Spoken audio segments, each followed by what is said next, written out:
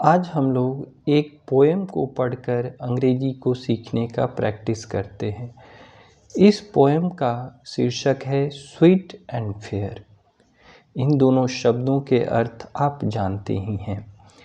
Like my little garden may I grow sweet and fair.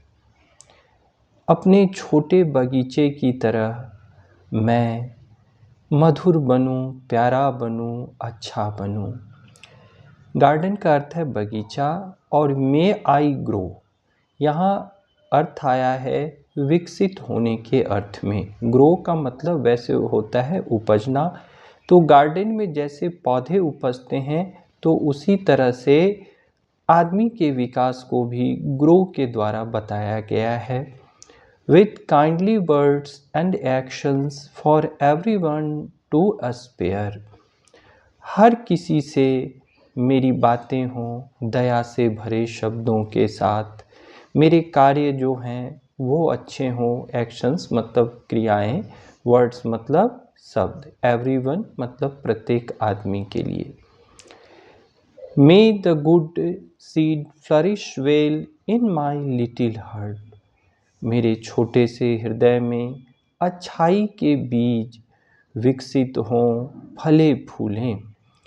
जैसे garden में आप बीज डालते हैं तो पौधों का जन्म होता है, विकास होता है। तो हृदय में भावनाएं भी वैसे ही बढ़ती हैं, जन्म लेती हैं। सीड का अर्थ होता है बीज, फ्लरिश का मतलब हो गया फलना फूलना। And all the vain and weak thoughts like evil weeds departs. और जितने भी बुरे विचार हैं, व्यर्थ के विचार हैं, वो उसी तरह से दूर चले जाएं जैसे हम गार्डन से जंगली खरपतवार को निकालकर फेंक देते हैं। वीड्स कहते हैं जंगली पौधों को, खरपतवार को। डिपार्ट का मतलब हो गया चला जाना। विक्ट का मतलब हो गया बदमाश, दुष्ट, इन अर्थों में। तो एक तुलना करते हुए इस पोएम में स्पष्ट किया गया है। आप उसका सब्सटेंस भी देख सकते हैं कि the poet prays that he may grow to be as sweet and fair as his little garden. कि कवि जो है वो प्रेज मतलब प्रार्थना करना, प्रार्थना करता है कि वह अपने छोटे गार्डन की तरह स्वीट और फेयर के रूप में विकसित हो। His wishes to have kind words and good deeds for all. He wishes, वह इच्छा करता है कि उसके पास दया से भरे शब्द हों, अच्छे काम हों सबके लिए। फॉर ऑल मतलब सबके लिए।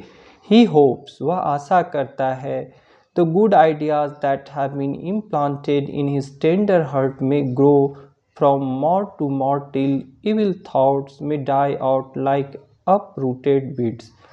वह आशा करता है, होप का मतलब होता है आशा करना, कि अच्छे विचार उसके भीतर उसी तरह से विकसित हों जैसे पौधे, अच्छे पौधे गार्डन में आप विकसित होने देते हैं। और बुरे विचार, एविल थॉट्स, दुष्टता से भरे हुए विचार उसी तरह से समाप्त हो जाएं जैसे आप जंगली खरपतवार को जड़ से निकाल कर फेंक देते हैं, अपरूट कर देते हैं।